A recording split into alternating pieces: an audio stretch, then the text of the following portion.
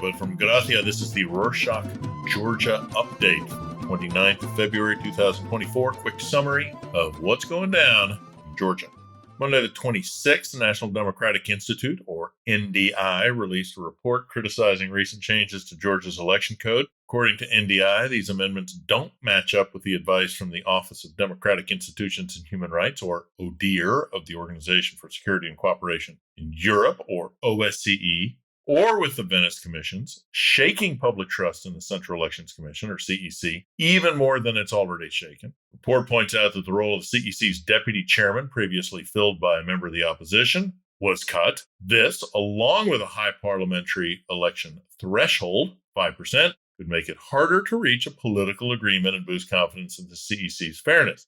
The report comes out in anticipation of parliamentary elections on the 26th of October. On Tuesday the 27th, C responded to NDI's pre-election report with a statement outlining their ongoing efforts to ensure the October parliamentary elections meet international standards. They highlighted their work on integrating electronic technologies, addressing concerns raised by NDI. Statement touched on their tech and voter education enhancements, specifics on tackling the bigger issues like the deputy chairman role and election threshold were left vague, particularly because those two unilateral decisions were so clearly biased and anti-democratic. CEC emphasized its, in reality, very low commitment to transparency, inclusivity, and ensuring the participation of marginalized groups, adapting the voting process to be more accessible. With clear assistance from an international communications firm, they reaffirmed their dedication to working with all stakeholders, including NDI, to uphold democratic norms and engage the electorate ahead of the elections. Other news, on Tuesday the 27th, Parliamentary Chair Shalva Papuashvili criticized the European Endowment for Democracy for funding Georgian parties, calling it election interference.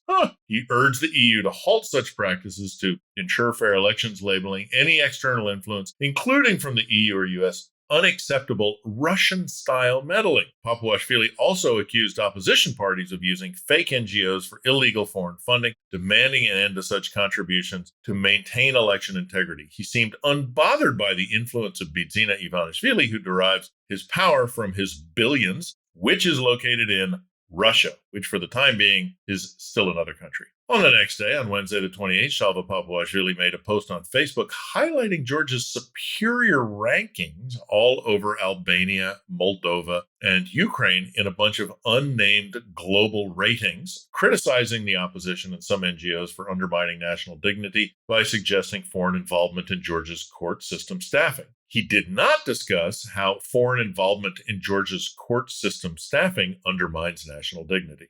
On Tuesday the 27th, Prime Minister Irakli Kobakhidze met with EU Ambassador Pavel Herzinski. They acted friendly and said all the nice words.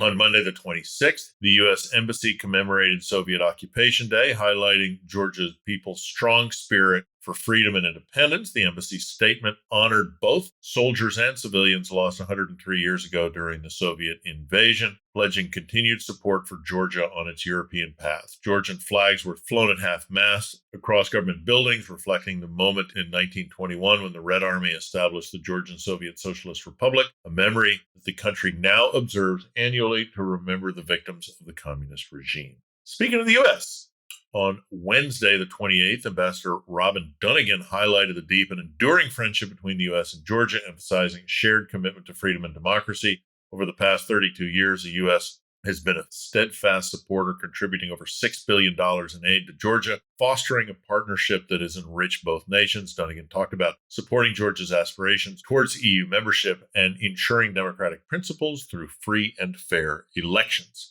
Moving on to another friendship, on Monday the 26th, Prime Minister Irakli Kobakhidze shared that Georgians can now enter China without a visa for up to 30 days, reciprocating Georgia's similar visa-free gesture last year. Step is part of a bigger friendship plan between the two countries, boosting their economic relationship. On Tuesday the 27th, Levent Davitashvili, economy minister, also talked about the visa-free regime, which he once again, not surprisingly, said mainly to do with economic ties.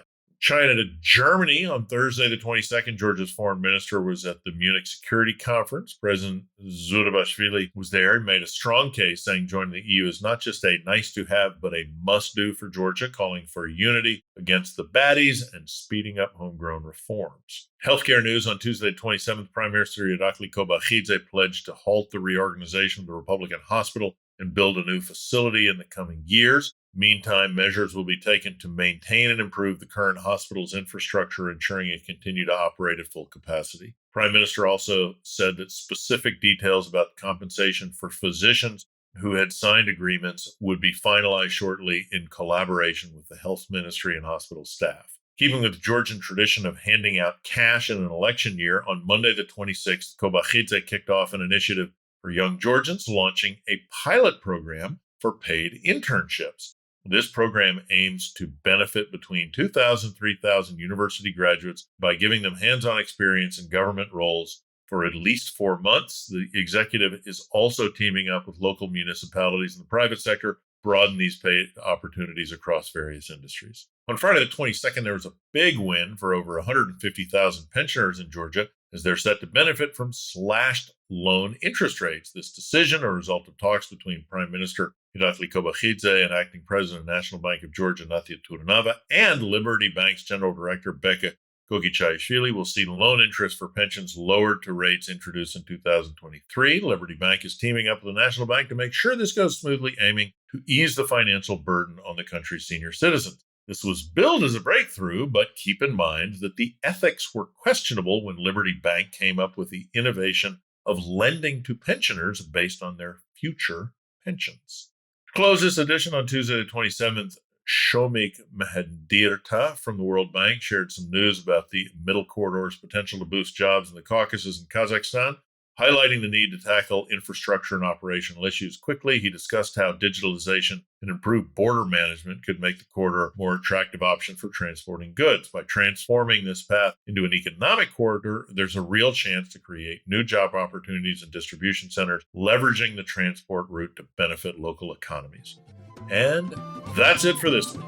You know that besides the Georgian update, we also do others. Our latest ones are the Arctic update about the area north of the Arctic Circle, the ocean update about the 70% of the Earth's surface covered by salt water, multilateral update about all the world's major multilateral institutions. Other ones are all country updates. We have a selection of countries from Africa, Asia, South America, and Europe. Check Rorschach.com/updates to see the full list. We left a link in the show notes as well.